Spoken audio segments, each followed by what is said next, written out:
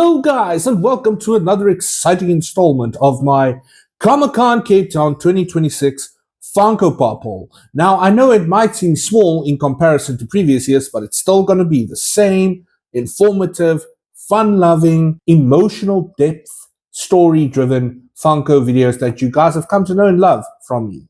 Now as I mentioned in my Bitty Pop TNT arcade display video, collecting Funkos has sentimental reasons for me, guys, and it's possibly in more ways than one that you can think. Now, with that being said, before we get into the emotional depth story, before we get into the emotional side of things, the next Funko that we are going to be looking at is, guys, this is, I know, like I said in a couple of my previous Funko videos, every time I find it hard to find, but this one specifically, I've been hunting since the Arrowverse started way back when, in I think 2013, 2014-ish. And when I saw this particular storyline at the time, I knew I had to have this specific character in my Arrowverse collection. So there's clue number one for you guys. I'm, of course, talking about that legendary, classic, vintage look Flash from The Flash Season 2, and then from Season 3 onwards, he became more of a regular character, Jay Garrick, played by longtime Flash actor Mr Wesley Shipp Jr., guys. One of the, aside from Grant Gustin, one of the greatest live-action Flash actors ever. Let's just get into the 360. So as you guys can see there, Jay Garrick in his traditional red and blue suit with the red boots and the helmet that kind of looks like the Greek god that sends messages to the Greek gods, Hermes. So that's kind of what that helmet looks like. Call it the Hermes helmet. And then, of course, as you guys can see on the back there, but I didn't realize this when I was doing the photo shoot yesterday, I literally just need, and I'm looking at the back of the box right now, I literally just need Zoom and Captain Cold, and then I've got the Flash collection is complete, guys. That's how insane, and that's how addictive Funko Pop collecting can be. There's the other side of Jay Garrick, and here's the front part of Jay Garrick again. Just look at the detail on the suit, guys. It is just, man, it is just something next level. So we're just going to put Jay Garrick out of frame, and then we're going to get into his story. Now, as I mentioned, guys, he's played, of course, by live-action Flash royalty in the form of Mr Wesley Shipp Jr. Now, guys, he's like Grant Gustin. If Mr Wesley Shipp Jr. was on the screen for the Flash series, you know, I was so glued to that storyline because I wanted to see how are they gonna do this. So before we get into the story of how Jay Garrick came into the Flash universe, spoiler alert, yeah, Jay Garrick's story is actually quite an interesting one, because if you guys remember, towards the season finale of Season 2, Barry goes to Gorilla Grodd's homeworld where he has to fight his arch nemesis, a white gorilla. For the love of me, I can't remember his name. But in the prison, when Barry is imprisoned on the gorilla world, it's basically he's imprisoned with a guy in a mask, and the guy keeps telling him, like, through sign language or Morse code, like what's trying to go on. And then as the episode progresses, Barry Allen, played of course by the wonderful and talented Grant Gustin, starts putting the clues together. So apparently, I had it wrong, and I do apologize for it, guys. So during the Season 2 finale, titled The Race of His Life, after the team defeats Zoom, they race back to the Gorilla World prison, where the man in the Iron Mask was still waiting for the rescue, and they take him back to Star Labs, aka Team Flash headquarters. Now, when they loosen the Iron Mask, and I can associate with this quite a lot because I went through it. Well, I'm still going through it. Yeah, I went through it, still going through it. I went through it, still going through it. Yeah, okay, cool. And I can associate with this a lot because I went through it, and sometimes I still go through it. Barry finds out that the man in the iron mask is actually the identical image or the spitting image of his late father. And because of the overwhelming emotions that he experiences at that point in time, he inadvertently runs back in time to stop his mom from being killed, because that's how that sequence of events from that point up until where he ran back in time to change the past is how it should have happened.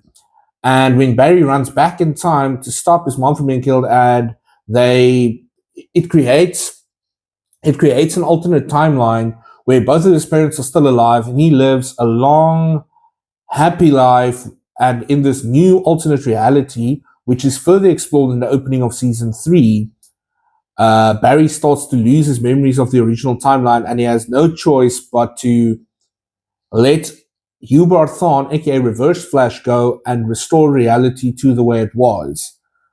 And why I say that is, guys, because when you go through trauma or grief, for that matter, let's call it what it is.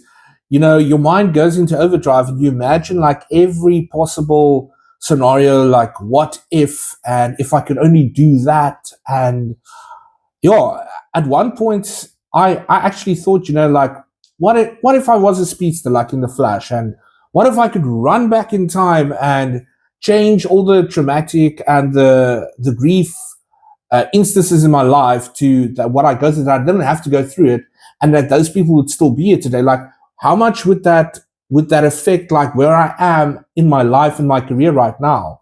And then it's ironic that when I first told my dad about this, it's like, but my dad always kind of understood, the whole me believing in superheroes and superpowers thing, and he's like, what if you could have done it? Would you have gone so far in your singing career and your acting career? What would your life have been like if you could have run back in time and stopped your brother from committing suicide? What would have happened? And it's one of those things where you kind of, as you grow older, obviously, you kind of realize that you can't just, even if let me just put it like this, even if that capability or that superpower or that reality resisted, you can't go running back in time, changing certain key points or key emotional character developments of your story, because that would change who you are as a person right now. And if there's one thing that I've learned from John Wesley Shipp Jr.'s The Flash, aka Jay Garrick, and Barry Allen in the original The Flash series from the 90s, it's this, guys, that you gotta run.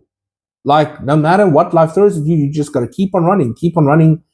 In my case, keep pursuing my acting dreams. And I know it's still a bit early, but by the time I get to my 10-year anniversary in the industry, which is going to be 16 July 2026, I'm already going to be in preparation for which is performing on a stage in front of a live audience along with my best friend in the world. Shout out to Tracy Lee and a bunch of my other performing friends, and it's just going to be so great. But bringing it back to what I wanted to say is, the reason why I still collect Funko Pops to this day, even though I am running, I am running out of space, is, I think, in a way, and I don't know if it is this way for anybody else, but especially for me, still collecting Funkos makes it just makes. Okay, let's see if I can get through this without getting myself choked up now. But okay, let's see if I can try this again. But making flip it. Collecting Funkos is my way of collecting Funkos. The reason why I still collect Funkos is, I miss my brother a lot. I miss my dad a lot, and Okay, unfortunately, the ironic part is my brother's unfortunately he wasn't there when my Funko Pop craze started. My dad was there for the vast majority of my collection as it was taking shape, and I think by the time I reached just short of 100 Funkos, my dad was like, "Okay, but what are you gonna do with them? Like, are you gonna sell them eventually? Are you gonna?" Because my dad was always like interested in like why collect stuff and so on. But I think the main reason he just asked was because that he knew what it meant to me to collect Funkos, and I think collecting Funkos is how it makes it easier for me to make peace with the fact that he's no longer physically here, because that is something that I really talk about. I really talk about it on all of my social media, because it's something personal that people go through, and you don't want to, you don't want a pity party or anything, but it's okay to talk about your emotions. And I know that, if Jay Garrick, I mean, Mr. John Wesley Shipp Jr. Oh, guys, I can't even see into the camera now. You guys can see my eyes are blinking already. But Mr. Jay Garrick, if you see this, John Wesley Shipp Jr., if you see this video, just know that your portrayal, sir, of Jay Garrick in The Flash season 2 finale and over the course of the Flash season until its final episode ever, helped me a hell of a lot through some of the personal stuff in my life and career. And I know Jay Garrick is just a fictional character, but he meant so much to me, and he really helped me a lot processing a lot of the stuff that I went through, like in my career, and the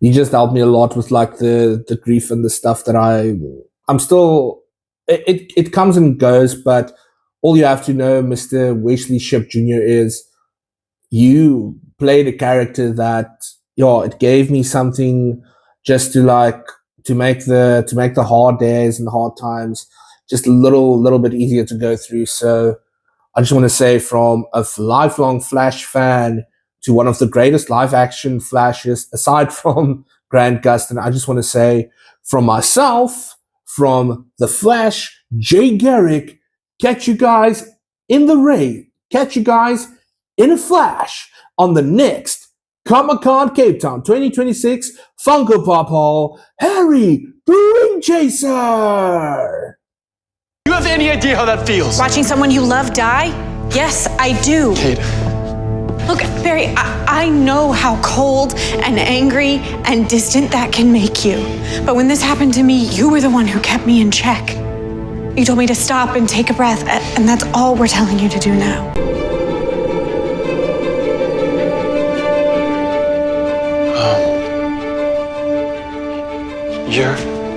I'm Jay Garrick, the real Jay Garrick.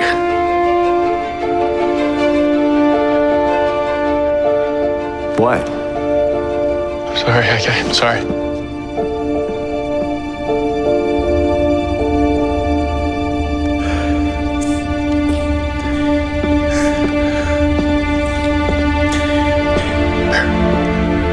He looks just like him.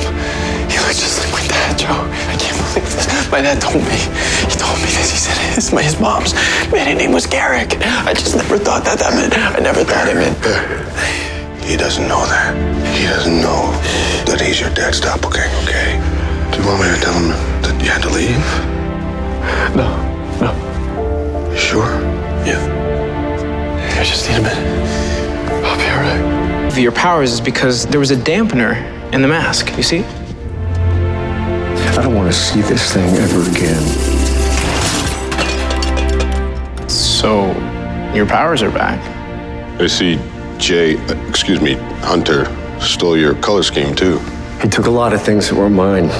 Except for that. That's all him. He said it was his father's from the war. Ironically, on our Earth, this helmet stood for hope. Yeah. Yeah. Maybe I can continue that sentiment. Take something from him for a change. Make it my own.